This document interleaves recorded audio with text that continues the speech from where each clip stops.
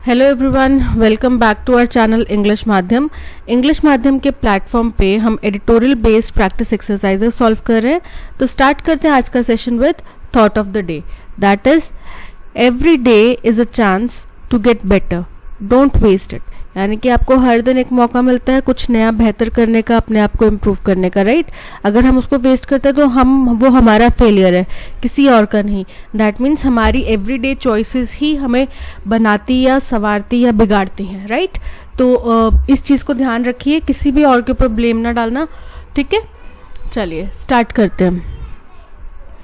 In the aftermath of a conflict, यानी कि कोई भी कन्फ्लिक्ट हो, कोई भी वाद विवाद हो, उसके बाद की जो घटनाएं होती हैं, उसके बाद का जो इफेक्ट होता है, a return to normalcy must be a necessary basis to address the grievances of the affected parties that led to the conflict in the first place।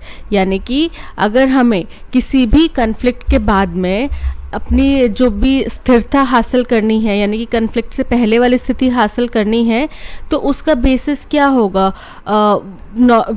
हमें पहले अपने जो भी कन्फ्लिक्ट हुआ है उसकी पहले वाली स्थिति एकदम नॉर्मल में हमें लेकर आना होगा, तभी हम बाकी जो भी पक्ष इसमें इन्वॉल्व हैं, ठीक है, उनके जो भी शिकायतें हैं उनको दूर करने के लिए प्रयास कर सकते हैं, ठीक है। सबसे पहला क्या होना चाहिए कि अब अगर दोनों पार्टीज गुस्से में है, दोनों पार्टीज एक दूसरे को मारने काटने पर दौड़ रही हैं, तो क्या हम उन दोनों के बीच में उन दोनों की जो भी शिकायतें हैं, जो भी उनके मसले हैं, उनको हल कर पाएंगे? नहीं कर पाएंगे ना।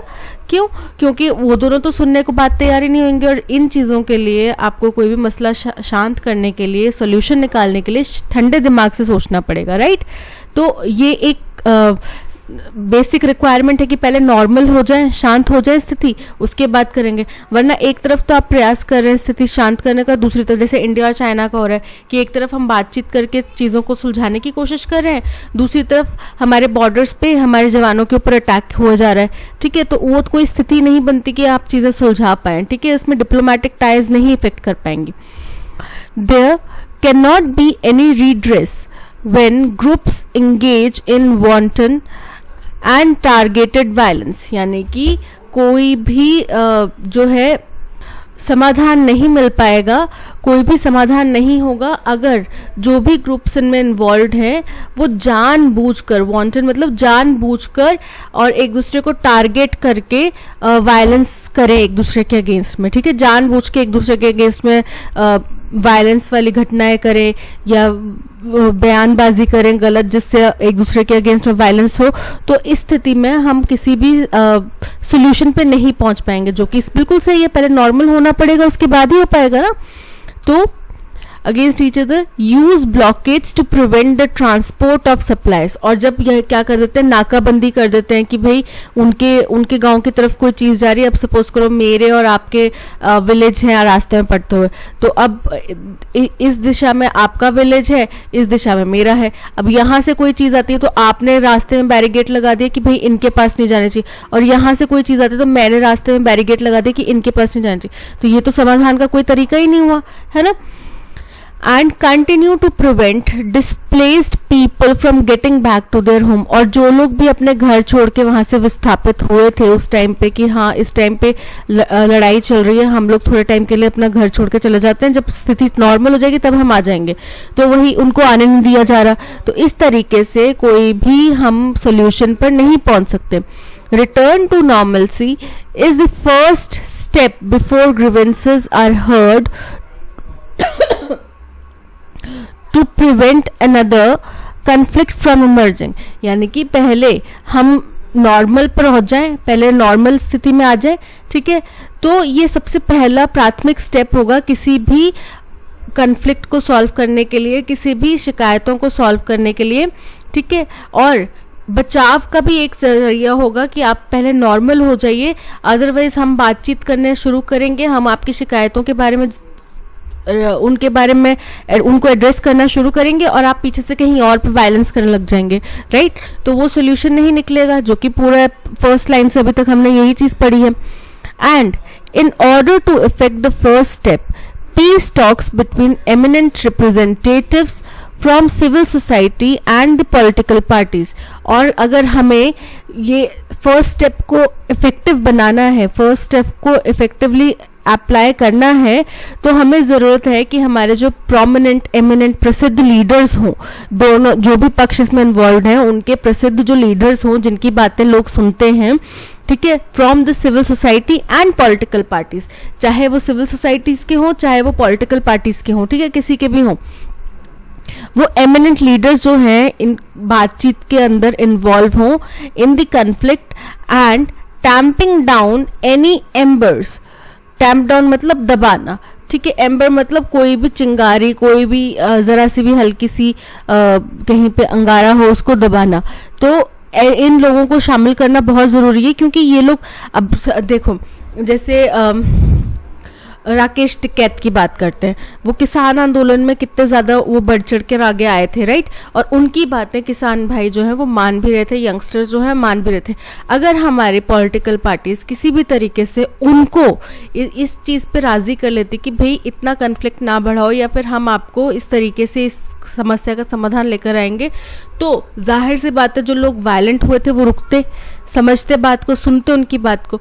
तो लोकल पॉलिटिकल लीडर्स जो हैं, जो इस कन्फ्लिक्ट में इन्वॉल्व हैं लोग, उनके जो लीडर्स जिनकी बात लोग सुनते हैं उनको इन्वॉल्व करना बहुत ज़्यादा ज़रूरी हो जाता है, ताकि कोई भी चिंगारी भड़के नहीं, ठीक है, अगर कोई छोटी बहुत भी उनके अंदर कोई चिंगारी रह गई है तो उसको दबा दिया जाए, वो भड़के नहीं और भड़क के एक embers of violence that might continue following the conflagration are a must।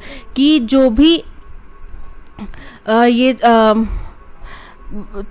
आग चिंगारियां हैं ये भड़क के बड़ा कुछ भयानक आग में ना तब्दील हो जाएं, ठीक है, बड़ा वायलेंट कुछ ऐसा ना बन जाए माहौल की एक दंगे फसाद होने लग जाए, या फिर बहुत ही वायलेंट कुछ वहां पे एक्ट हो गया, ठीक है, तो ऐसी चीजें ना हो। तो इसके लिए जो उनके लीडर्स हैं, एमिनेंट लीडर्स हैं, उनको शामिल करना बहुत ज्यादा जरूरी है। The presence of paramilitary forces and the appeal for piece by union home minister. अब पैरामिलिट्री फोर्सेस कौन सी होती हैं? CRPF, CISF, ITBP, Assam rifles, ये सारी पैरामिलिट्री फोर्सेस हैं, ठीक है। तो इनकी वहां पे उपस्थिति and the appeal for piece, और शांति की जो याचना है, शांति की जो गुहार लगाई गई हमारे union home minister Amit Shah द्वारा after a visit to the tribal, जब वो हमारे किसी जहां पे की ये घटना का पूरा जिक्र चल रहा है वहां के किसी ट्राइबल एरिया में गए, and the Imphal valley area, और इम्फाल वैली एरियाज में गए वो, have helped stem the violence. तो इसकी वजह से क्या हुआ, ये जो वायलेंस था ये थोड़ा सा रुका, इसमें थोड़ा सा गतिरोध आया, to an extent even if sporadic incidents. तो इतने एक्सटेंट तक हो गया कि अब बस छुटपुट घटनाएं सामने आ रही हैं, इंसिडेंट्स ऑफ एथनिक, और एथनिक मतलब जातीय वायलेंस, ठीक है, जातीय हिंसा, दो जातियों के बीच में, दो जनजातियों के बीच में ये हिंसा की घटना अब छुटपुट हो गई है। लाइक पहले ये था कि बहुत ज्यादा हो रहा था, पर अब पैरामिलिट्री का वहां पे फोर्सेस वहां पे लगाई गई हैं, ऊपर से होम मिनिस्टर अमित शाह ने शांति की गुहार लगाई है, तो इससे क्या हुआ कि घटनाएं थोड़ी कम हो गई। of ethnic violence and arson have continued a month after the conflagration in Churachandpur. तो अब छुटपुट भी घटनाएं अभी भी चल रही हैं, ठीक है, और छोटी मोटी आगजनी हो रही है, अभी भी 1 महीना हो गया, अ मंथ आफ्टर द जब चूराचांदपुर एक जगह है वहां पे बहुत ज्यादा आगजनी की घटना हुई थी, ठीक है, उसके बाद में छोटी मोटी घटनाएं अभी भी सामने आ रही हैं, 1 महीना हो चुका है उस बात को, बट अभी भी वहां पर आ रही हैं, और ये कहाँ पर है? इम्फाल और अदर एरियाज के पास में, ठीक है। But in terms of setting the conditions of peace which would entail the return of looted arms and the slow and sure return of those displaced to their bettered homes। तो बोल रहे हैं कि अगर हमें अपनी जो ये स्थिति है सामान्य करनी है, शांति वाली स्थिति लेकर आनी है, तो इसके लिए बड़ा ही आवश्यक हो जाएगा कि जो आर्म्स यानी कि हथियार जो लूटे गए थे उनको वापस किया जाए, फिर जो लोग यहाँ से अपने घर छोड़ के गए थे हिंसा की वजह से, उनको वापस अपने घर आने दिया जाए, ठीक है। चाहे उनके घर क्षतिग्रस्त हो गए, चाहे जो मर्जी, बैटर्ड मतलब क्षतिग्रस्त, तो ऑब्वियसली बात है वहां पे हिंसा हुई तो उनके घर क्षतिग्रस्त हो गए, बट स्टिल उनको आने दिया जाए, अपनी जगहों पर, अपने घरों पर आने दिया जाए, जिसकी वजह से क्या होगा, ये कार्य आगे बढ़ेगा, शांति वार्ता आगे बढ़ पाएगी। The union governments constitution of a peace committee comprising eminent public figures in the state has hit a snag।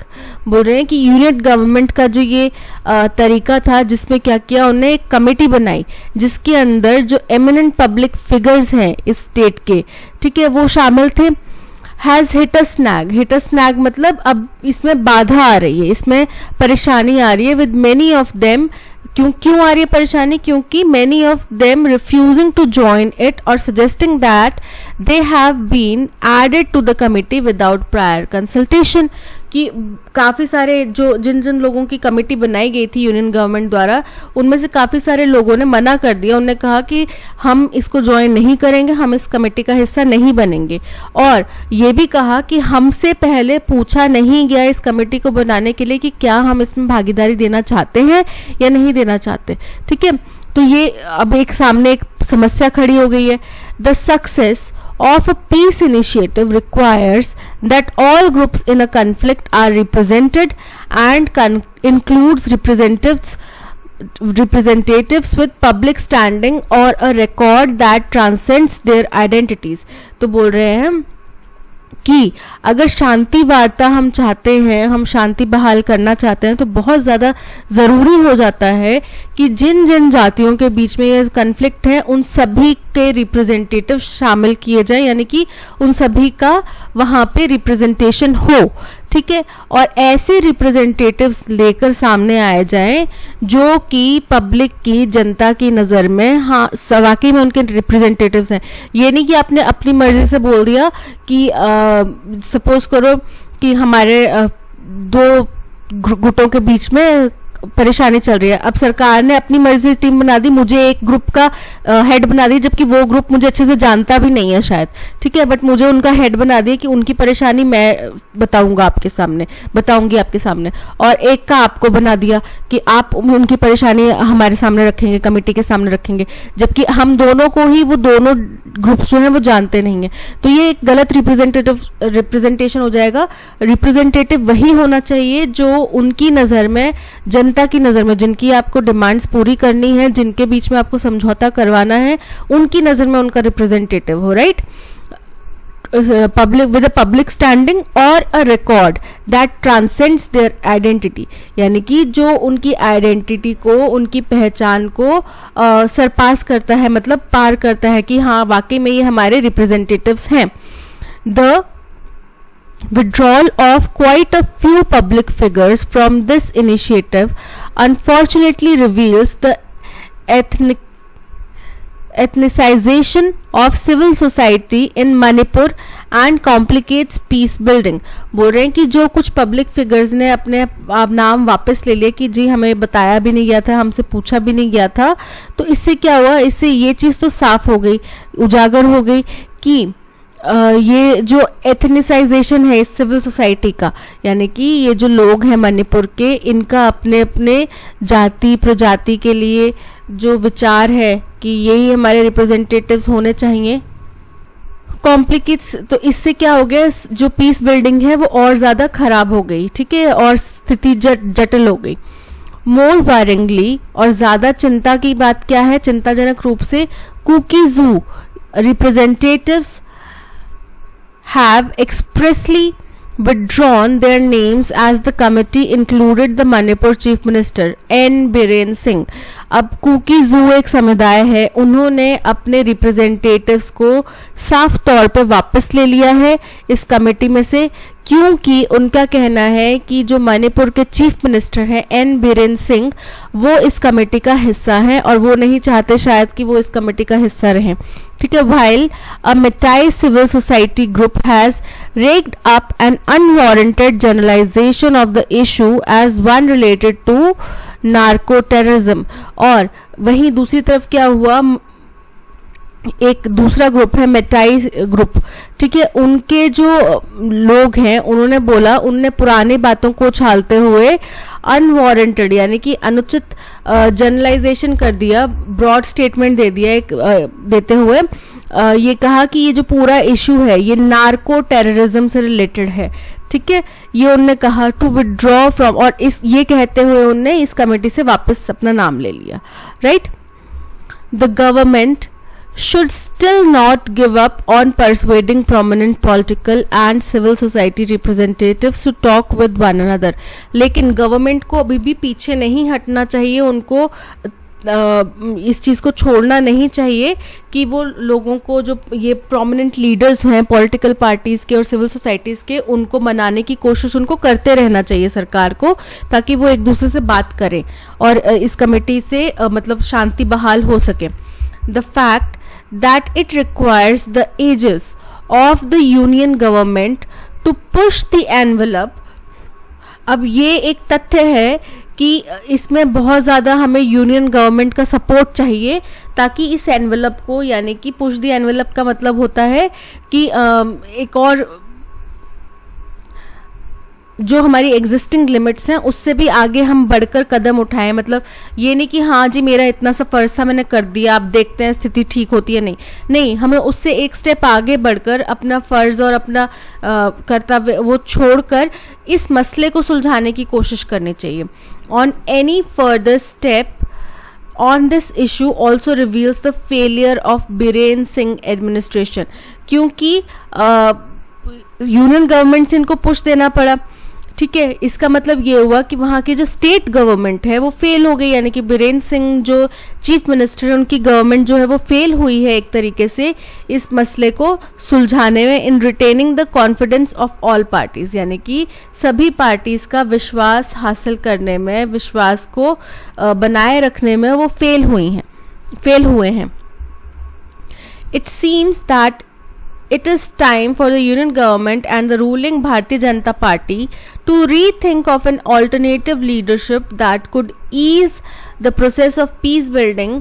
बोल रहे हैं कि ये बहुत अब ऐसा लगता है कि ये हाई टाइम है, यही सही समय है जब यूनियन गवर्नमेंट यानी और रूलिंग भारतीय जनता पार्टी जो है वो यहाँ पे ऑल्टरनेटिव लीडरशिप लेकर आए, यानी कि बीरेन सिंह को रिप्लेस करें और दूसरे किसी लीडर को लेकर आए सामने, ताकि यहाँ पे पीस बिल्डिंग, शांति बहाल करने की प्रक्रिया जो है वो आसान हो सके, सुगम हो सके, ठीक है। Both in the run up to the violence and in its aftermath, और किस लिए, वायलेंस के लिए भी, जो वायलेंस हो रहा है उसके लिए भी शांति बहाल की जा सके, और जो उसके बाद के जो इफेक्ट्स हैं उसमें भी शांति बहाल की जा सके, ठीक है। Have either been ineffectual or shown up an inability to govern effectively, क्योंकि इन दोनों ही स्थितियों में जो वायलेंस हुआ और उसके बाद के जो घटनाक्रम हुए, इन दोनों ही स्थितियों में ये चीज साबित हो गई कि ये जो सरकार है बीरेन सिंह की ये असफल रही, ठीक है, और ये भी प्रकट हो गया कि इनकी इतनी क्षमता नहीं है कि वो अच्छे से सरकार चला सके, अच्छे से एक देश पे शासन, एक जगह पे, एक स्टेट पे शासन कर सके, ठीक है। ये था सारा का सारा पैसेज। अब चलते हैं अपने क्वेश्चंस की तरफ। सबसे पहला क्वेश्चन है, According to the passage, what are the necessary steps for achieving normalcy after a conflict? यानी कि कोई भी विवाद होने के बाद में अगर हमें स्थिति नॉर्मल लेकर आनी है तो उसके लिए पहला स्टेप क्या होगा? पहला स्टेप यही होगा कि उनके सभी के रिप्रेजेंटेटिव्स को बिठाएं और बातचीत करवाएं, ठीक है, ताकि वायलेंस खत्म हो सके। Using blockades to prevent the transport of supplies and keeping displaced people from their homes, कि हम रास्ते में बैरिगेटिंग लगा दें और एक जगह से दूसरी जगह सप्लाईज ना जाने दें, और क्या होगा, उनके लोगों को, जो लोग अपना घर छोड़ के गए हैं वायलेंस के डर से, उनको भी उनके घरों में वापस ना आने दें। तो आप बताओ, इससे कभी सामान्य स्थिति बन पाएगी? नहीं ना, इससे तो कॉन्फ्लिक्ट और बढ़ जाएगा, तो ये बिल्कुल गलत है। Continuing sporadic incidents of ethnic violence and arson, कि जो ये जातीय वायलेंस है, जातीय हिंसा है, इसके इंसिडेंट्स को कंटिन्यू होने दे, बढ़ने दें, ठीक है, लगातार होने दे। तो ये भी गलत है, क्योंकि अभी अगर छुटपुट घटनाएं हो रही हैं तो अगर हम उनको रोकेंगे नहीं, बातचीत नहीं करेंगे, तो छुटपुट घटनाएं जो हैं वो बड़ी आगजनी का रूप ले सकती हैं। Eminent representatives engaging in peace talks and tamping down any residual violence, कि जो प्रमुख इनके रिप्रेजेंटेटिव्स हैं उनको पीस टॉक्स में इंगेज करना, और ताकि क्या हो, जो भी चिंगारी बची हो वायलेंस की, उसको शांत किया जा सके, जो बिल्कुल सही है। Permitting the conditions of sporadic violence and poor governance to persist, की हिंसा की घटनाओं को चलते रहने दें, ठीक है, होने दें उनको। और जो ये गवर्नमेंट है जो कि सही से गवर्नेंस नहीं कर पाई, सही से, तो जो ये पुअर गवर्नेंट गवर्नमेंट रही है जिसकी गवर्नेंस सही नहीं हुई, उसको कंटिन्यू करने दें, तो ये भी गलत हो जाएगा, ठीक है। So option C is correct. According to the passage, which of the following is not described as crucial part of the process towards achieving normalcy after a conflict in Manipur? यानी कि पैसेज के अनुसार मणिपुर में अगर हमें शांति बहाल करनी है, नॉर्मल लाइफ स्टेट लेकर आनी है, तो उसके लिए इनमें से कौन सी बात सही नहीं है, क्रूशल पार्ट नहीं है। Ensuring that displaced people can return to their homes, ये तो जरूरी है, अगर उन लोगों को घर नहीं आने देंगे तो स्थिति और खराब हो सकती है, राइट। वो लोग भी वायलेंस का हिस्सा बन सकते हैं, जो भी डर के गए हैं वो भी एग्रेसिव हो सकते हैं, राइट। तो ये तो सही है, तो ये नॉट का पार्ट नहीं आएगा। Conducting peace talks between important representatives, ये भी बिल्कुल सही है कि जो लोग भी वहां पे, जो लोग भी इसमें शामिल हैं, हिंसा में जो भी पक्ष इसमें शामिल हैं, उनके इम्पोर्टेंट लीडर्स को शामिल करके एक पीस टॉक्स करवाए, मतलब कुछ पीस टॉक्स करवाए जाए, तो ये भी बिल्कुल सही है।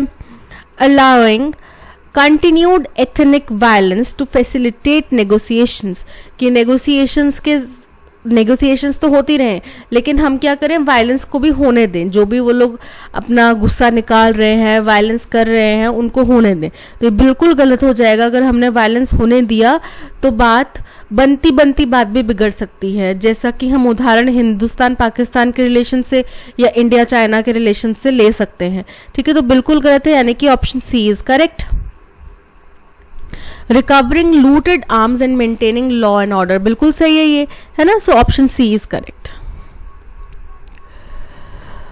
विच the passage suggest that the formation of the peace committee by the union government has faced challenges due to, क्यों चैलेंजेस आए, क्यों उनने एक कमेटी बनाई, अब उसमें उनको चैलेंजेस क्यों फेस करने पड़ रहे हैं, क्योंकि जो लीडर्स हैं उन्होंने इसमें पार्टिसिपेट करने से मना कर दिया, और उन्होंने ये कहा कि भाई हमसे पूछा नहीं गया, हमसे सलाह मशवरा नहीं किया गया, राइट। तो the reluctance of prominent figures, public figures to participate, कि जो मुख्य पब्लिक फिगर्स हैं वो इसमें पार्टिसिपेट करने से पीछे हट रहे हैं, ठीक है, मना कर रहे हैं, तो ये एक कारण है, बिल्कुल सही। The absence of all groups in the conflict from the committee, यानी कि कमिटी में जो कन्फ्लिक्ट में शामिल सारे ग्रुप्स थे वो सभी इसका हिस्सा नहीं है। जैसे कि हमने देखा कि एक मैटे ग्रुप था, उसने बोला कि ये तो पुराना मसला है और ये मतलब ऐसा मसला नहीं है जिसमें हमें पार्टिसिपेट करना चाहिए, ये नार्को टेररिज्म है जिसका हम हिस्सा नहीं है, तो वो इसमें पार्टिसिपेट नहीं कर रहे, राइट। तो सारे ग्रुप शामिल नहीं है जो कन्फ्लिक्ट में, जिन के बीच में कन्फ्लिक्ट है वो सारे ग्रुप्स इसका पार्ट नहीं है, तो दोनों स्टेटमेंट जो है वो करेक्ट है। The committee's inability to execute its mandate, कि जो कमिटी है वो अपना जो भी उनका मैंडेट निकल कर आया है उसको वो प्रभावी तौर पे एग्जीक्यूट नहीं कर पा रहे, लागू नहीं कर पा रहे, जो कि बिल्कुल गलत है। अभी तो कमेटी की बातचीत भी स्टार्ट नहीं हुई है। So both A and B are correct, option C is correct. What does the passage suggests as a potential solution to the failed peace initiatives in the state, कि शांति वार्ता को बार बार स्थगित और फेलियर होने में क्या क्या सॉल्यूशंस हमें पोटेंशियल सॉल्यूशंस दिखाई दे रहे हैं। To persuade the Kuki Zo representatives to join the committee, की कुकीजो जो पार्टी है, जो ये समुदाय है, इनके रिप्रेजेंटेटिव्स को हम मनाएं कि आप इसका हिस्सा बने कमेटी का, तो ये कर सकते हैं हम। लेकिन अभी इसमें हमने इसका डिस्कशन नहीं किया क्योंकि जो पूरी तरीके से मतलब मना नहीं कर रहे। To persuade the Meitei civil society group to rejoin the committee, कि माइटाई को हम परसुएड करें तो हमें तो इन दोनों को ही परसुएड करना पड़ेगा।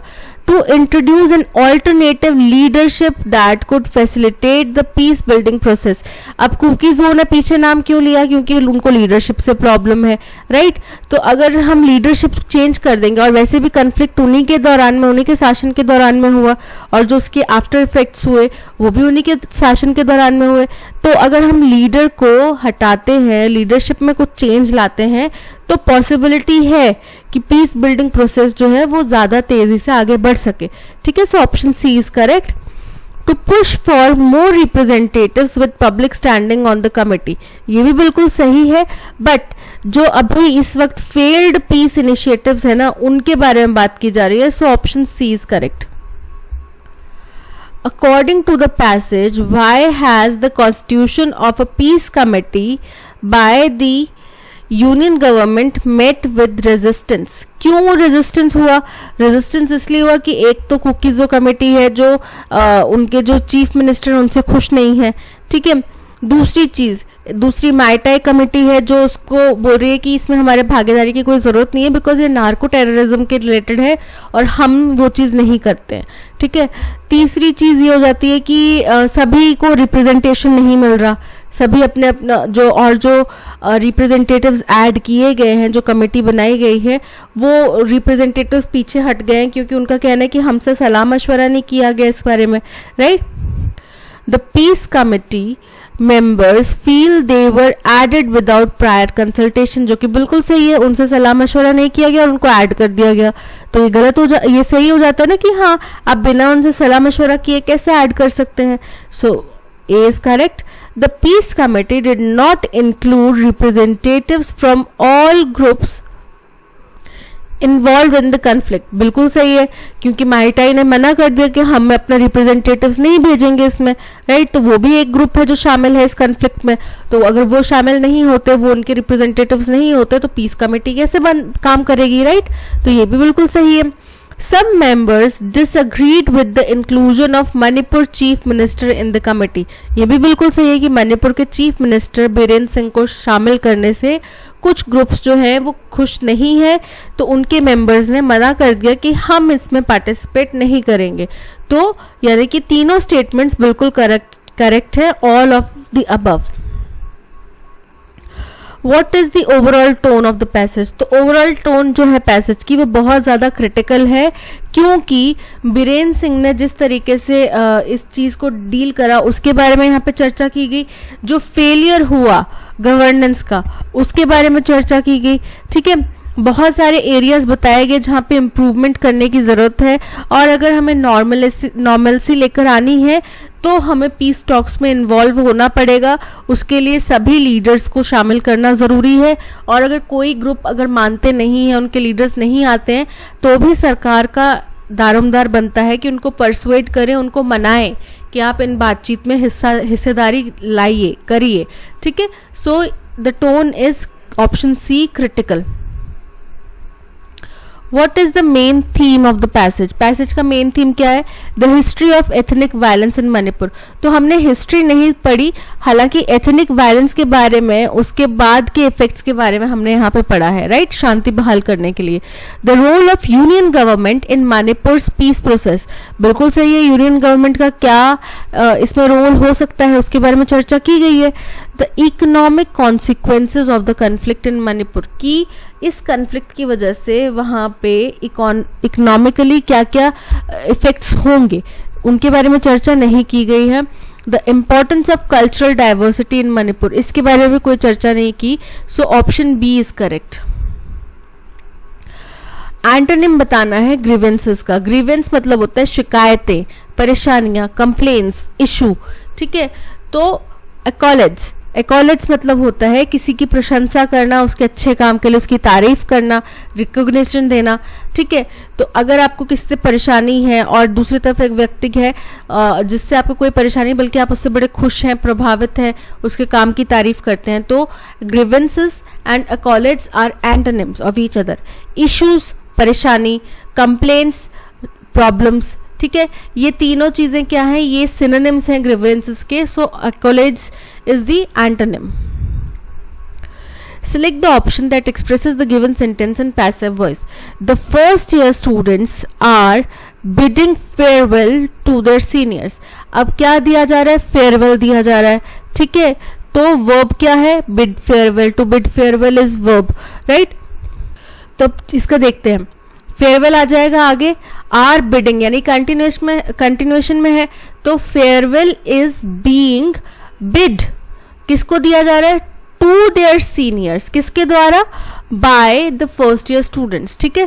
Farewell is to be bid, is to be मतलब दिया जाएगा, आगे होएगा, फ्यूचर की बात है, जबकि हम अभी प्रेजेंट कंटिन्यूअस की बात कर रहे हैं, तो ये गलत हो जाता है। फेयरवेल वॉज बीइंग बिड, अभी हम प्रेजेंट कंटिन्यूअस की बात कर रहे हैं, तो वॉज बीइंग कैसे हो जाएगा, वो तो पास्ट कंटिन्यूअस की बात हो गई, तो ये इनकरेक्ट है। Farewell is being bid to their seniors by the first year students, बिल्कुल सही। द सीनियर्स इज बीइंग, अब जब द सीनियर्स आ गया तो इज यहाँ पे इनकरेक्ट हो जाएगा, आर बीइंग बिड फेयरवेल, ठीक है। तो ये ऑप्शन डी भी इनकरेक्ट है, so option C is correct. The company's new strategy helped them dash in a highly competitive market. अब यहाँ पे फ्लाउंडर का मतलब होता है स्ट्रगल करना, तो अब नई स्ट्रैटेजी है तो उसमें हाईली कॉम्पिटिटिव मार्केट में वो क्या करे, हेल्प किया है। तो गिरने में, नुकसान में, स्ट्रगल करने में तो हेल्प नहीं किया होगा, अच्छा परफॉर्म करने में हेल्प किया होगा ना, राइट। तो पॉजिटिव स्टेटमेंट आ रहा है तो नेगेटिव वर्ड फ्लाउंडर नहीं आएगा। फ्लरिश, फ्लरिश मतलब फलना फूलना, आगे बढ़ना, ठीक है, आगे बढ़ने में मदद किया, तो फ्लरिश किया। तो द कंपनी की जो नई स्ट्रैटेजी थी उसने इनको हाईली कॉम्पिटिटिव मार्केट में, बहुत ही ज्यादा कंपटीशन वाली मार्केट में अच्छा परफॉर्म करने में हेल्प किया, फ्लरिश करने में हेल्प किया। Option B is correct. Flutter, flutter मतलब होता है कि जैसे चिड़िया नहीं अपने पंखों को फड़फड़ा रहे होते हैं उड़ने के लिए, राइट, या फिर आप अगर स्विमिंग कर रहे हैं तो अपने पैरों को फ्लटर कर रहे होते हैं स्विम करने के लिए, आगे बढ़ने के लिए, तो उसको बोला जाता है फ्लटर, यानी कि अप एंड डाउन मोशन ताकि आप आगे बढ़ सके। तो वो एक तरह से स्ट्रगल ही हो गया आपका, ठीक है। फॉल्टर, फॉल्टर मतलब लूज स्ट्रेंथ और मोमेंटम, तो यहाँ पे option B flourish is correct. December 2021 and December 2022 could not have been more contrasting for India's pharmaceutical industries.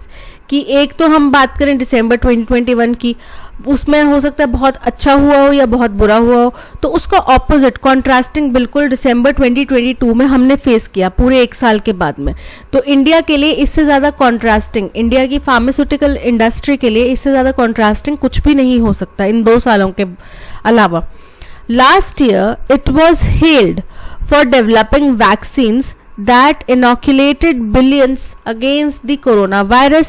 पूरे पिछले साल यानी कि दिसंबर 2021 की अगर बात करें तो इनकी बहुत ज़्यादा प्रशंसा की गई, बहुत ज़्यादा तारीफ की गई, क्योंकि हमने क्या किया था, हमने पूरी दुनिया को कोरोना वायरस के बचाव के लिए वैक्सीन्स प्रोवाइड करी थी, ठीक है, और कई बिलियंस लोगों को कोरोना वायरस के से हमने बचाया था।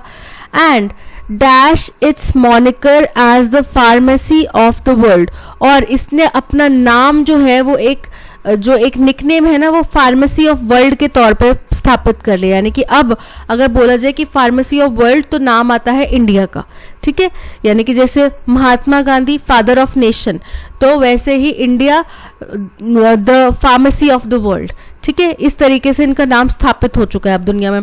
This year 2 Indian drug manufacturing firms stand accused by 2 countries of producing toxic cough syrup बोल रहे, लेकिन इस साल यानी कि दिसंबर 2022 की अगर बात करें तो 2 इंडियन फार्मास्यूटिकल मैन्युफैक्चरिंग कंपनीज जो हैं उनके ऊपर 2 कंट्रीज द्वारा इल्जाम लगाए गए हैं कि उन्होंने टॉक्सिक जहरीली कफ सिरप दी है, प्रोवाइड कराई है, प्रोड्यूस की है, linked to the deaths of children at least 66 in the Gambia and 18 in Uzbekistan, जो कि लिंक की गई, जिसकी वजह से बच्चों की मौत हुई, जिसमें 66 बच्चों की मौत हुई गाम्बिया में और 18 बच्चों की मौत हुई उज्बेकिस्तान में.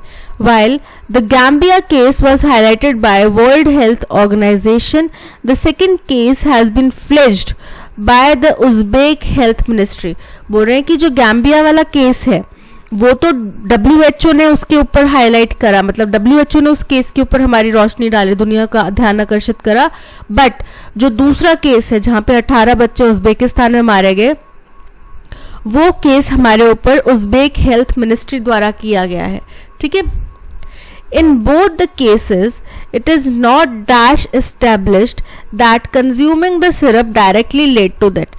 पर दोनों ही केसेस में अभी तक ये साबित नहीं हो पाया है कि बच्चों की मौत डायरेक्टली जो है वो लिंक्ड है कफ सिरप से, यानी कि कफ सिरप पीने की वजह से ही बच्चों की मौत हुई है, ये अभी तक स्थापित नहीं हो पाया है. Dash is of concern is that in both countries batches were spiked with ethylene glycol और diethylene glycol. लेकिन जो बहुत कंसर्न, बहुत चिंता वाली बात है वो ये है कि दोनों ही देशों में जो कफ सिरप के बैचेस गए उनके अंदर बहुत ज़्यादा मात्रा में इथाइलिन ग्लाइकोल और डाइइथाइलिन ग्लाइकोल पाया गया. दैट इज जो कि इंडस्ट्रियल केमिकल्स हैं that have no business being inside bottles of cough syrup. ये इंडस्ट्रियल केमिकल्स हैं जिनका कफ सिरप की बॉटल के अंदर कोई भी काम नहीं है, यानी कि कफ सिरप की मैन्युफैक्चरिंग में ये दोनों केमिकल्स कहीं भी यूज नहीं होते. तो इतनी ज़्यादा मात्रा में इन कफ सिरप की बॉटल्स के अंदर में इन केमिकल्स का पाया जाना एक गंभीर चिंता का विषय है और गंभीर सवाल भी खड़े करता है. The Indian government adopted a dash stance after the scandal in Gambia. कि जो भारतीय सरकार है उसने एक कैसा उनका स्टैंस रहा उसके बारे में चर्चा की गई है. ठीक है. स्टैंस लिया जो गाम्बिया वाला स्कैंडल हुआ उसके बाद में. While the export license of Haryana based Maiden Pharmaceuticals Limited which supplied the syrup to the Gambia was revoked. जहाँ पे क्या किया गया, जो एक्सपोर्ट लाइसेंस है हरियाणा बेस्ड इस कंपनी का जिसने गाम्बिया में दवाई सप्लाई करी और उनका नाम है मेडन फार्मास्यूटिकल्स लिमिटेड, उनका एक्सपोर्ट लाइसेंस जो है वो रद्द कर दिया गया. Indian authorities, rather than investigating how the cough syrup was spiked, chose to question WHO's assessment that it was the cough syrup that caused the acute kidney injury linked to the deaths. The Drugs Controller General of India brazened it dash with WHO in a letter suggesting that its own test of control samples of Maiden Pharma product showed them to be free of contaminants.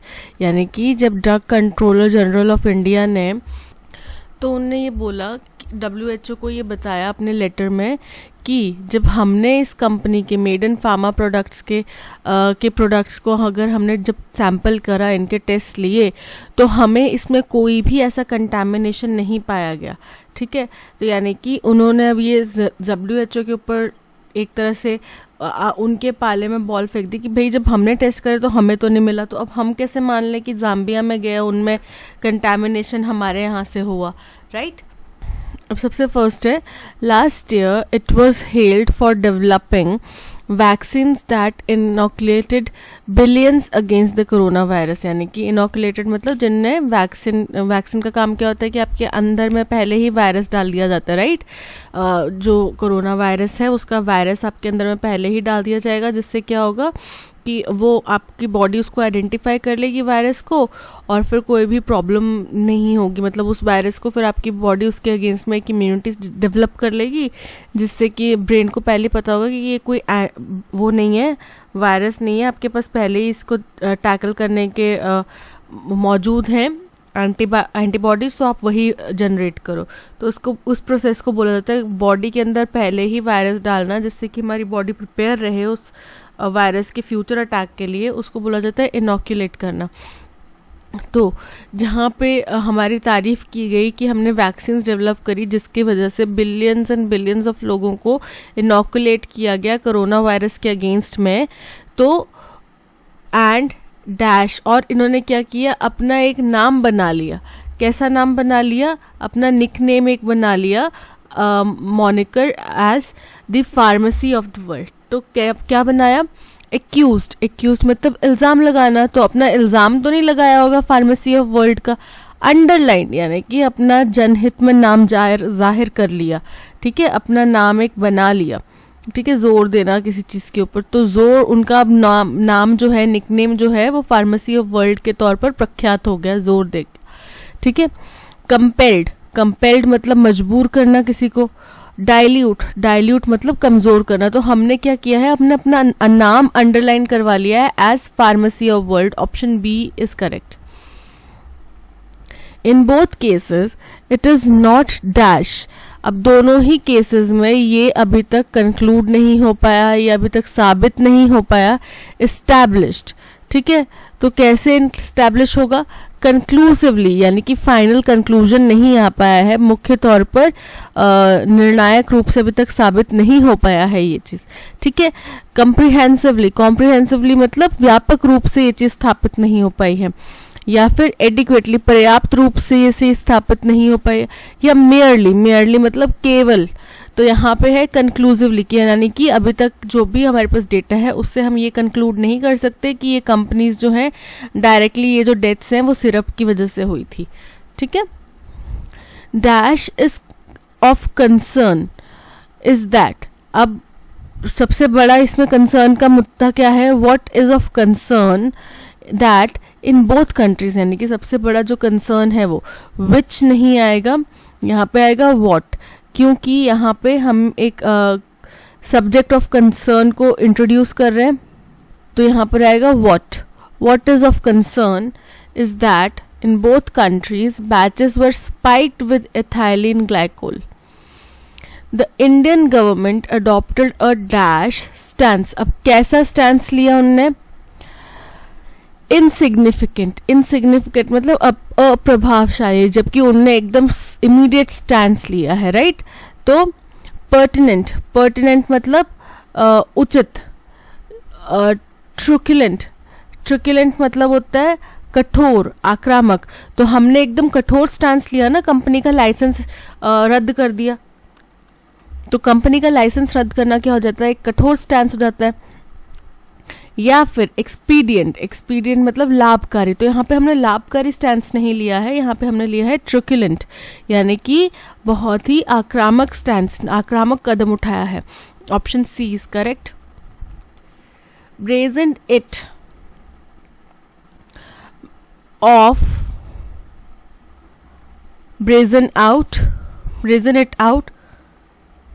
Brazen it by या brazen it इन।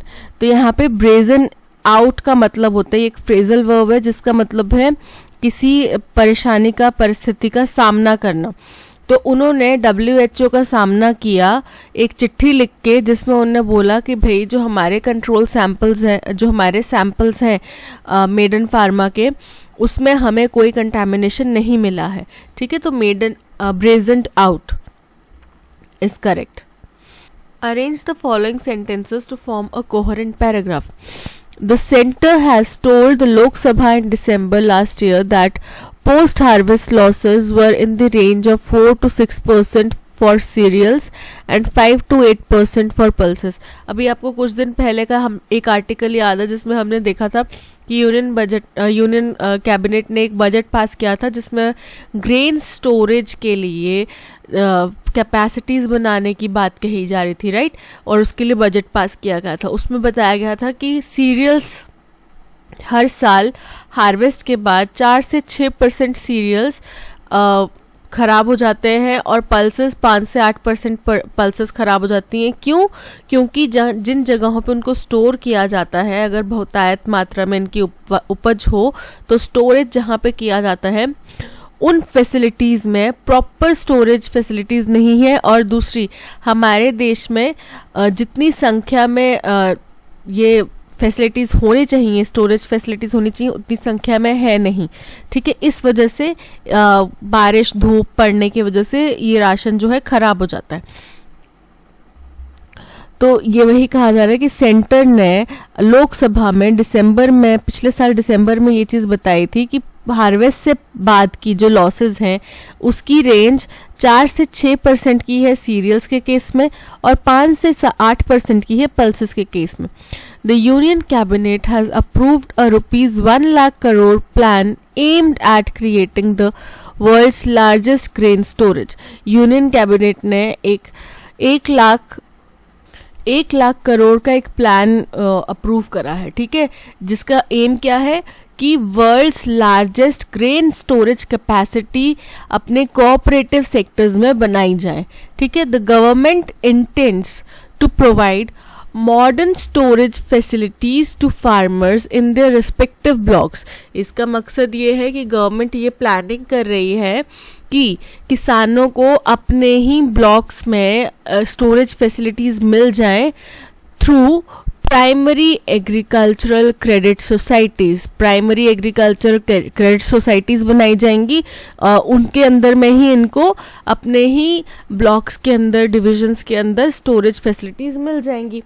ठीक है, so that they are able to get a fair price of their food grains, ताकि उनको अपने उपज का एक अच्छा प्राइस अपने ही नेबरहुड में मिल सके। It's a cause for concern that country's storage capacity is less than half of its food grain production। बोल रहे ये बड़ा ही चिंता का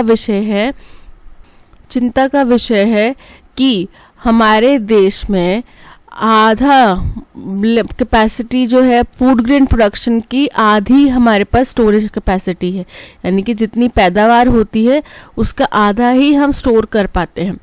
विद द ग्रेनरीज ओवरफ्लोइंग, और जो ये स्टोरेज हाउसेस हैं जिनको ग्रेनरीज भी कहा जाता है, ये अभी ओवरफ्लो कर रहे हैं। A portion of produce is exposed to pest attacks and inclement weather। तो काफ़ी ज़्यादा इसका जो हिस्सा है, जो हमारी उपज है, उसका काफ़ी ज़्यादा हिस्सा जो है वो पेस्ट अटैक्स यानी कि कीड़े मकोड़ों के, चूहों के हमले का शिकार हो जाते हैं, या फिर खराब वेदर का शिकार हो जाते हैं, यानी कि उनके ऊपर सर्दी, धूप, बारिश सब पड़ रहा है। This is a criminal waste of grains. ये बहुत ही गैर कानूनी वेस्ट है उपज का। In a country where millions go to sleep every night. ऐसे देश में जहाँ पे करोड़ों की, लाखों की संख्या में लोग भूखे पेट रात को सोने पे मजबूर हैं। ठीक है, on an empty stomach. It is also a huge disincentive to farmers who toil hard to ensure the nation's food security। और ये उन किसान भाइयों का भी बहुत बड़ा अपमान है, उनकी मेहनत की भी बेइज्जती है एक तरीके से, जो कि दिन रात मेहनत करते हैं, बहुत हार्ड वर्क करते हैं ये सुनिश्चित करने में कि देश की खाद्य सुरक्षा को बनाया जा सके, देश में हर एक नागरिक तक भरपेट खाना पहुंच सके। ठीक है, इसके लिए जो हमारे किसान भाई मेहनत करते हैं, ये उसका भी एक तरीके से तिरस्कार है, अपमान है। तो देखो, फर्स्ट स्टेटमेंट हमारी हो जाएगी क्यों, क्योंकि यहाँ पे ओपन किया गया है कि एक कैबिनेट ने एक बिल पास किया है, उस बिल की यहाँ पे जानकारी दी गई है। ठीक है, तो फर्स्ट हमारी स्टेटमेंट हो जाएगी क्यों। ये बिल क्यों बनाया गया है, इसका जो रीज़न है वो कहाँ दिया गया कि हमारे देश में स्टोरेज जो है हमारी फूड ग्रेन प्रोडक्शन का आधा है, इसलिए ये बिल पास किया गया, कॉज बता दिया। ठीक है, फिर इसके बाद आ जाता है कि इस वजह से क्या होता है, ख़राब वेदर और पेस्ट के लिए ये आक्रामक होते हैं, मतलब इनके ऊपर पेस्ट का अटैक होता है या ख़राब वेदर की मार पड़ती है, जिस वजह से सेंटर ने जो पिछले साल दिसंबर में लोकसभा में बताया था कि जो पोस्ट हार्वेस्ट लॉसेस की रेंज है वो 4 से 6% है सीरियल के केस में, और 5 से 8% है पल्सेस के केस में, ये हो जाता है थर्ड स्टेटमेंट। और फिर फोर्थ स्टेटमेंट हो जाता है कि ये जो वेस्ट है 4 से 6%, 5 से 8%, ये हमारे देश में जहाँ लाखों लोग रात को खाली पेट सोने पे मजबूर हैं, उस जैसे देश में ये बहुत ही बड़ा क्रिमिनल ऑफेंस है। ठीक है, 4 यानी कि अरेंजमेंट बन रहा है QRPS। Q से केवल एक ही ऑप्शन है, so option B QRPS is correct. In this region, Chintpurni Medical College in Punjab's Pathankot district and Shri Atal Bihari Vajpayee Government Medical College in Haryana's Faridabad district are among the institutes affected till now. More could follow. बोल रहे इस रास्ते पर इस पहल में, ये जो कार्य हो रहा है इसमें एक चिंतपूर्णी मेडिकल कॉलेज है पंजाब के पठानकोट डिस्ट्रिक्ट में वो, और Shri Atal Bihari Vajpayee government medical college है हरियाणा के फरीदाबाद डिस्ट्रिक्ट में वो, ये दोनों इंस्टीट्यूट्स हैं जो उन इंस्टीट्यूट्स में शामिल हैं जो जिनके ऊपर अभी तक इसका इफेक्ट पड़ा है, यानी कि कुछ हुआ है जिसका प्रभाव इन दोनों इंस्टीट्यूट्स के ऊपर पड़ा है। मोर कुड फॉलो, और अभी और इंस्टीट्यूट्स इसमें शामिल हो सकते हैं इस लिस्ट में। The covid pandemic proved that our medical fraternity is second to none globally as India tackled the contagion and produced vaccines. Second to none एक फ्रेज है जिसका मतलब होता है कि हमारे जैसा, हमारे समकक्ष दूसरा और कोई भी नहीं है, हमारे आगे और कोई भी इस चीज़ में टिक नहीं सकता।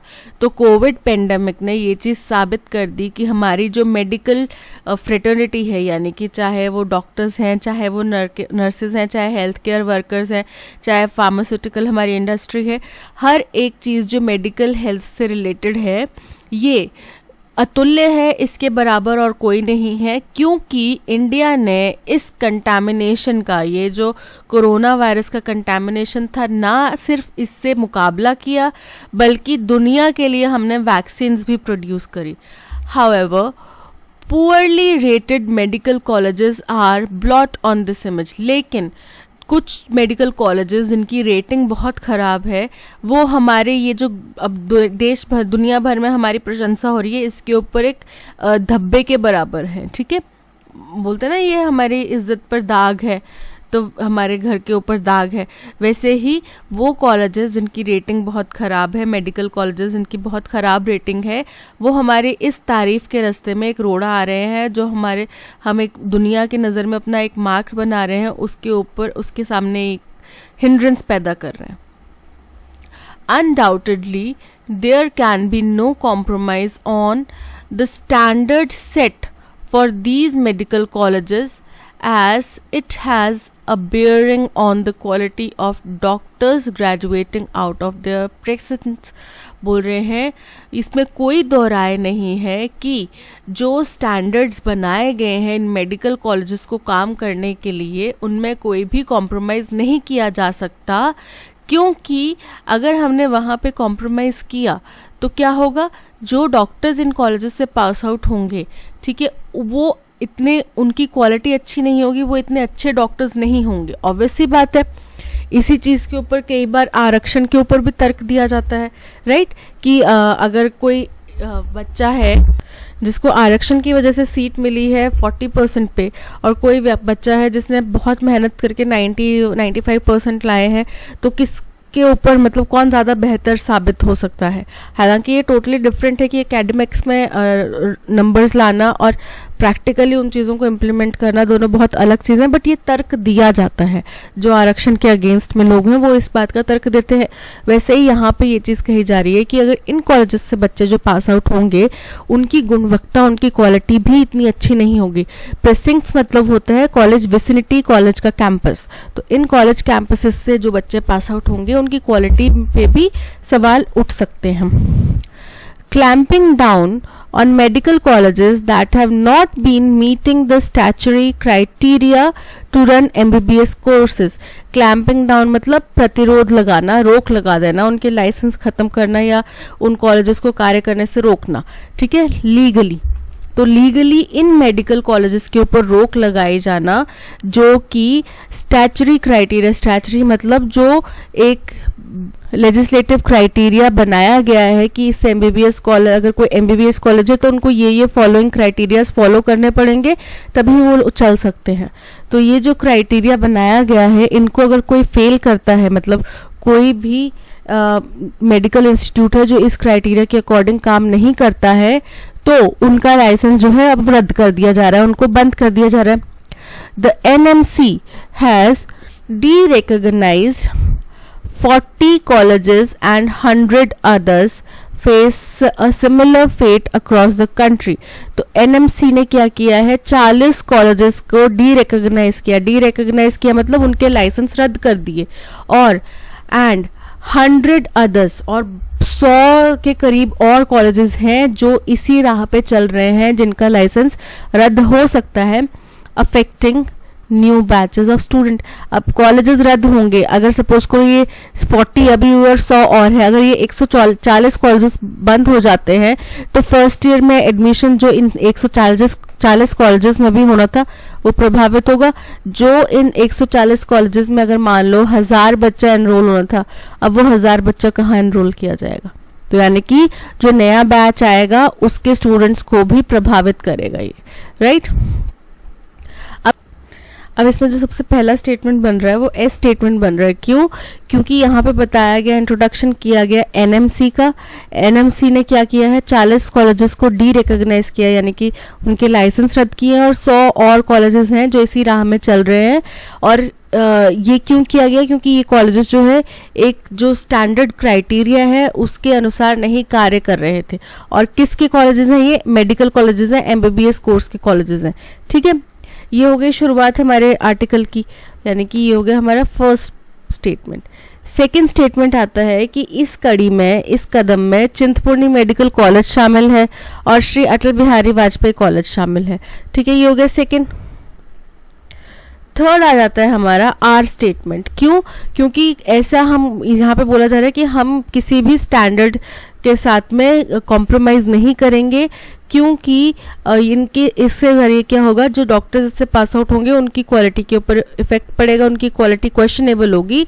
और वो भी ऐसे टाइम में जब कोविड-19 पेंडेमिक ने ये साबित कर दिया कि हमारी मेडिकल फ्रेटर्निटी का दूसरा कोई मुकाबला नहीं है, ठीक है। और हमने इतने बढ़िया तरीके से, उम्दा तरीके से कोविड का सामना किया और वैक्सीन दी दुनिया को तब, ठीक है। तो इस तरीके के जो पुअरली रेटेड कॉलेजेस हैं ये हमारी इमेज के ऊपर एक दाग का काम कर सकते हैं। तो अरेंजमेंट बन रहा है एस पी आर क्यू, ठीक है। एस से यहाँ पे देखो दो ऑप्शंस है, ए और डी, तो बी और सी तो एलिमिनेट कर दो। एस क्यू नहीं चाहिए हमें, एस पी चाहिए। डी में देखते हैं S P R Q, option D is correct. The act had seen the light of day after disagreement between the Ministry of Human Resource Development, now Ministry of Education, and the PM's office over retaining government control।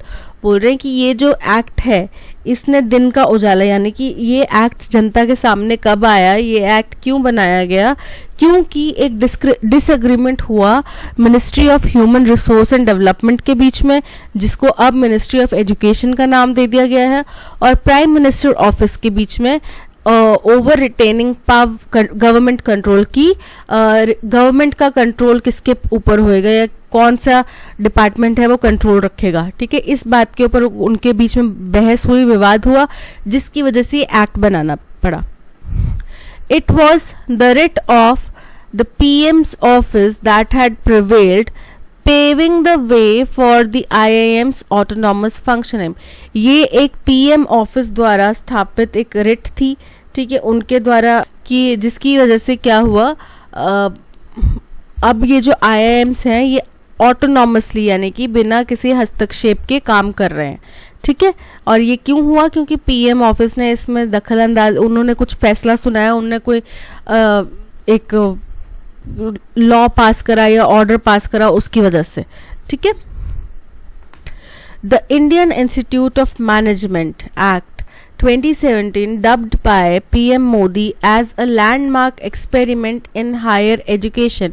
जो Indian institute of management IIM act है 2017, जिसको कि प्रधानमंत्री मोदी जी कहते हैं कि ये एक लैंडमार्क यानी कि ये एक बड़ा ही अच्छा एक एक्सपेरिमेंट है हमारी हायर एजुकेशन के साथ में, जिसमें क्या हुआ, empowers the institutes to appoint directors, chairpersons and board members, जिसमें इन इंस्टीट्यूट्स के पास में ये पावर आ जाती है कि वो खुद अपने डायरेक्टर को अपॉइंट कर सकें, चेयरपर्सन को अपॉइंट कर सकें या फिर बोर्ड मेंबर्स को अपॉइंट कर सकें। Besides letting them award degrees, और केवल वो डिग्रीज नहीं अवार्ड करेंगे इंस्टेड ऑफ और उनको डिग्रीज अवार्ड करने का भी अधिकार मिल गया इंस्टेड ऑफ डिप्लोमास, कि केवल आपने डिप्लोमा नहीं आप डिग्री भी अवार्ड कर सकते हैं for their post graduate programmes. ठीक है, पोस्ट ग्रेजुएशन प्रोग्राम्स में वो डिग्रीज भी अवार्ड कर सकते हैं। The more things change, the more they remain the same. अब जितनी ज़्यादा चीज़ें चेंज की जाती हैं उतनी सेम ही रह जाती हैं, मतलब हम चेंज करने की कोशिश कर रहे हैं पर असर कुछ नहीं हो रहा, वापस घूम फिर के हम वहीं पहुंच जा रहे हैं। 3 years after a law was enacted with the aim of granting academic autonomy to 20 premier business schools, एक लॉ बनाया गया था जिसके तहत 20 प्रीमियर बिजनेस स्कूल्स को, देश के 20 टॉप बिजनेस स्कूल्स को ऑटोनॉमी प्रदान की गई, यानी कि स्वच्छंदता प्रदान की गई कि आप खुद अपने कार्यभार संभालो, कार्य करो। ठीक है, ये चीज दी गई।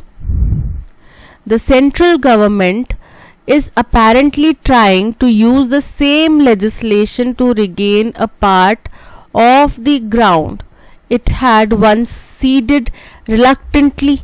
अब सेंट्रल गवर्नमेंट क्या कर रही है, अब दोबारा वो कोशिश कर रही है कि इसमें वो फिर से हिस्सेदारी ले सके, जो कि पहले उन्होंने स्वेच्छा से या छोड़ दिया था। ठीक है, मतलब उसके ऊपर उन्हें मजबूरी में उनको छोड़ना पड़ा था।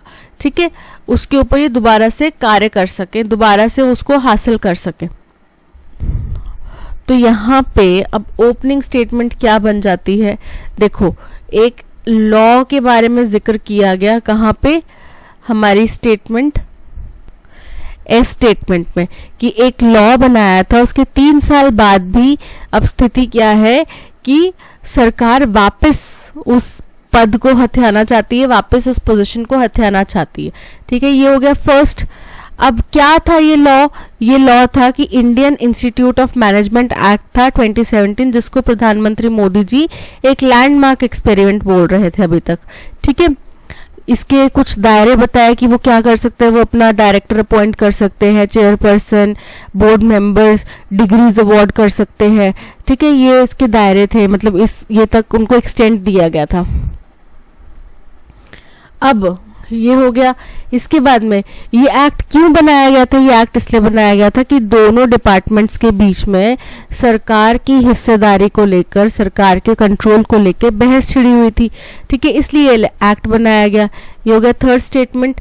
अब फोर्थ स्टेटमेंट कि ये प्रधानमंत्री ऑफिस द्वारा दी गई रिट की वजह से इन IIM इंस्टीट्यूट्स को ऑटोनॉमस फंक्शनिंग का अधिकार मिल पाया था। ठीक है, यानी कि फोर्थ। तो SRPQ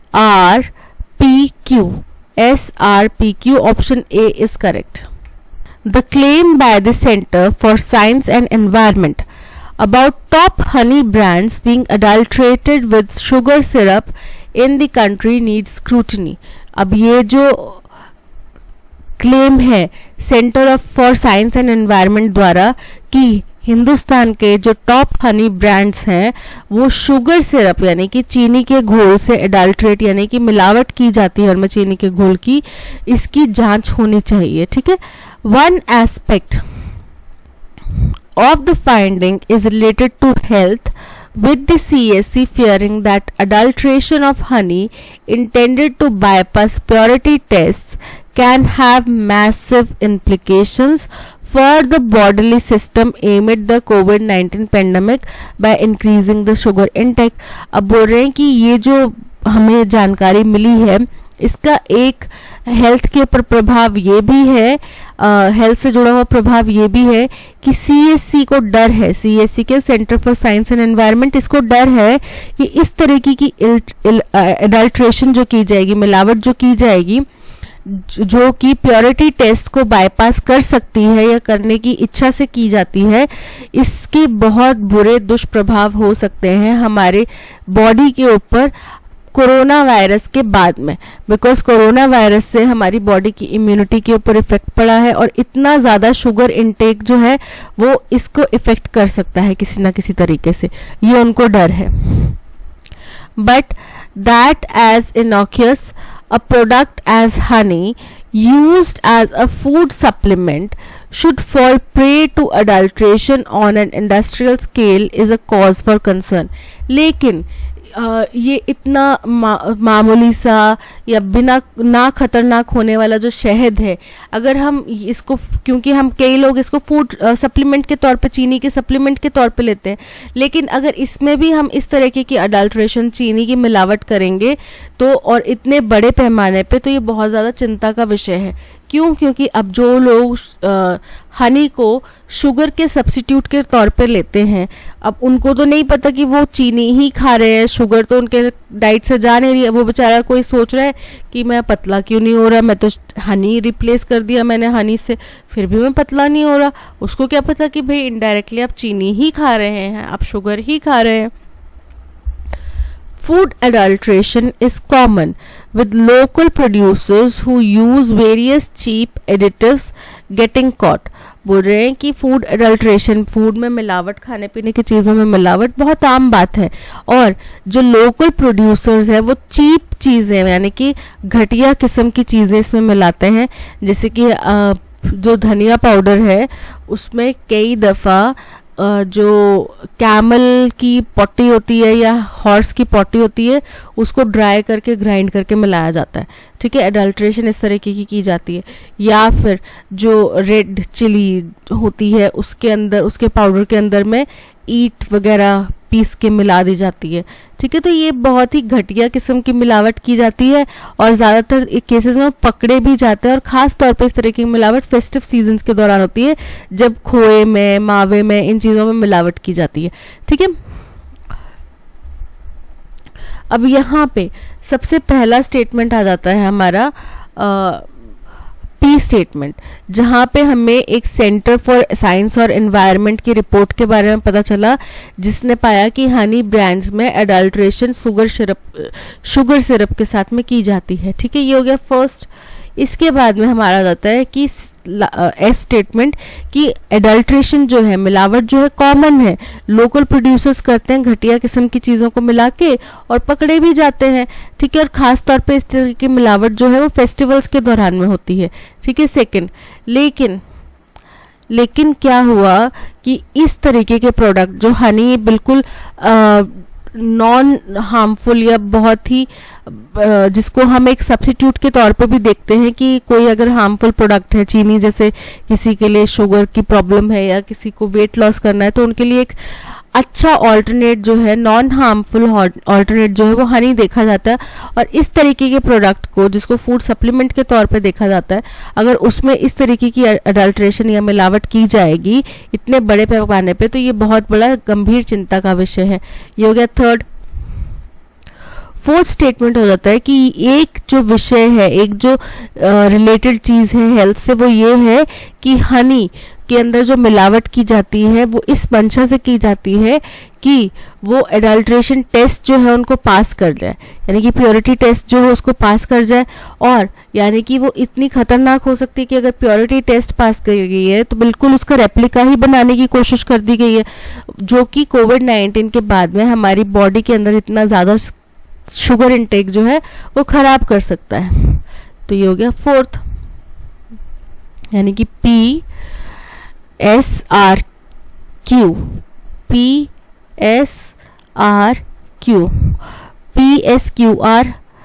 PSRQ option B is correct. The difficulty of getting work done in the corridors of power has always been acknowledged, stuck as it gets in red tape and procedural wrangles। कह रहे हैं कि सत्ता के गलियारों में, power के गलियारों में अगर हमें कोई काम करवाना है तो वो हमेशा कहीं ना कहीं फंस जाता है, किसी ना किसी परेशानी में, परिस्थिति में फंस जाता है। और इस बात को सब जानते हैं, एक्नॉलेज करते हैं कि कैसे वो रेड टेप में या प्रोसीजरल रैंगल्स की प्रोसीजर है भाई, ऐसे प्रोसीजर है, इसमें उलझ जाते हैं लोग। ठीक है। टर्म्स लाइक सिफारिश, पैरवी have become part of common parlance।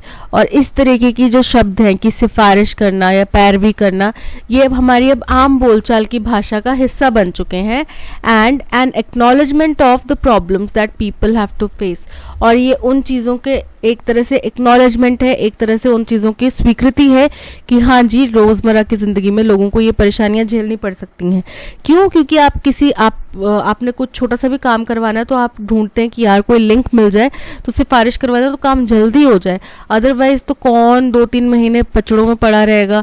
कोई लाइसेंस बनवाना, यार कोई बंदा अगर सिफारिश वाला मिल जाए तो बताना लाइसेंस इतना टाइम हो गया, निकल नहीं रहा, बन नहीं रहा। ठीक है। तो ये जो दो टर्म्स हैं, सिफारिश और पैरवी, ये अब हमारी आम बोलचाल की भाषा का हिस्सा बन चुके हैं। और यही दोनों टर्म्स इस बात को भी जाहिर करते हैं कि हमें रोज़मर्रा की लाइफ में कुछ भी काम करवाने के लिए प्रॉब्लम्स झेलनी पड़ सकती हैं, जिनके लिए हमें सिफारिश की ज़रूरत पड़ सकती है या पैरवी की ज़रूरत पड़ सकती है। The report by transparency international that India has the highest bribery rate in Asia and the most number of people who use personal connections to access public services deserves attention even as it may not come as a surprise। बोल रहे हैं कि एक transparency international करके company है, उनकी report आई जिसमें बताया गया कि एशिया में, इंडिया सबसे टॉप करता है, सबसे हाईएस्ट नंबर पर है ब्राइबरी रेट्स के मामलों में। ब्राइबरी यानी रिश्वतखोरी के मामलों में। ठीक है, रिश्वत देने के मामलों में। ठीक है। और जो सबसे ज़्यादा और बहुत ज़्यादा संख्या में लोगों को अपने पर्सनल कनेक्शंस का इस्तेमाल करना पड़ता है कोई भी पब्लिक सर्विस को एक्सेस करने में। और ये बात जो है, ये जो रिपोर्ट है, ये बहुत ज़्यादा हमारा ध्यान आकर्षित करना चाहती है, या इसके ऊपर हमें बहुत ज़्यादा ध्यान देना चाहिए। हालांकि हमारे लिए ये सरप्राइजिंग बात नहीं है, हम ये बात जानते हैं कि हमारे यहाँ पे ये चीज़ होती है, बट स्टिल हमें इसके ऊपर ध्यान देने की अब ज़रूरत है। The corruption watchdog also says that complicated bureaucratic processes and unclear regulatory frameworks force citizens to assess basic services through networks of familiarity and petty corruption। बोल रहे हैं कि ये जो करप्शन वॉचडॉग यानी नज़र रखने वाला, तो ये ट्रांसपेरेंसी इंटरनेशनल को एक करप्शन वॉचडॉग कह रहे हैं कि करप्शन के ऊपर निगरानी रखने वाली ये जो कंपनी है, इसका और भी कहना है कि जो इतनी जटिल हमारी ब्यूरोक्रेसी बनाई है, प्रोसेस बनाई है, और बहुत सारे फ्रेमवर्क्स जो है, रेगुलेटरी फ्रेमवर्क्स जो है वो क्लियर नहीं है लोगों को, जिस वजह से लोगों को बहुत मामूली सी बेसिक सी सर्विसेज के लिए भी अपने जान पहचान के लोग ढूंढने पड़ते हैं सिस्टम के अंदर, और करप्शन का सहारा लेना पड़ता है। ठीक है। तो फर्स्ट हो गया हमारा स्टेटमेंट आर। क्यों? क्योंकि यहाँ पे एक रिपोर्ट जिसमें इंडिया को ब्राइबरी की लिस्ट में सबसे हाईएस्ट नंबर पोजीशन पाने वाला कहा गया एशिया में, उसका जिक्र किया गया। यहाँ पे इंट्रोडक्शन दिया गया है कि हम यहाँ पे बात कर रहे हैं करप्शन रिलेटेड। ठीक है। पब्लिक सर्विसेज के लिए हमें किस तरीके से अपने पर्सनल कनेक्शंस निकालने पड़ते हैं, उसके रिलेटेड। सेकेंड जो स्टेटमेंट आ जाता है वो आ जाता है एस। क्यों? क्योंकि यहाँ पे इसी ट्रांसपेरेंसी इंटरनेशनल कंपनी का जिक्र करा गया और इन्होंने बताया कि क्योंकि हमारी ब्यूरोक्रेटिक प्रोसेस जो है बड़ी जटिल है और जो रेगुलेटरी फ्रेमवर्क है वो साफ नहीं है, स्पष्ट नहीं है, इसलिए भी लोगों को, और इन लोगों को इनमें जानकारी भी नहीं है, तो इसलिए लोगों को बहुत मामूली सी सर्विसेज के लिए भी अपने नेटवर्क्स निकालने पड़ते हैं और करप्शन का सहारा लेना पड़ता है। फोर्थ स्टेटमेंट आ जाएगा पी, कि कोई भी काम करवाने में जो डिफिकल्टी है सत्ता के गलियारों में, इसको हम एक्नॉलेज करते हैं, हम जानते हैं और हमें पता है कि कैसे हमारा कार्य जो है वो रेड टेप्स या प्रोसीजरल रैंगल्स के बीच में फंस जाता है। ठीक है, ये हो गया थर्ड।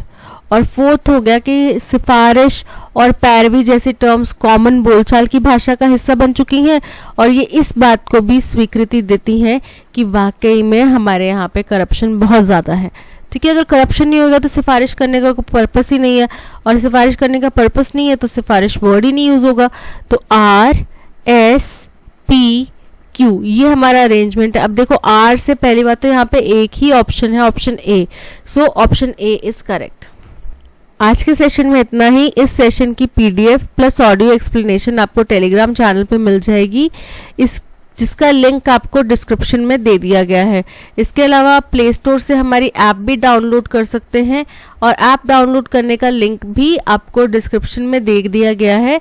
तो आप यहाँ से हमारा टेलीग्राम चैनल भी ज्वाइन कर सकते हैं और ऐप भी डाउनलोड कर सकते हैं। ठीक है, so thank you so much for watching. और अगर कंटेंट पसंद आया हो तो लाइक शेयर और सब्सक्राइब जरूर कीजिएगा। मिलते हैं नेक्स्ट सेशन में। Till then keep learning, keep practising. Bye bye.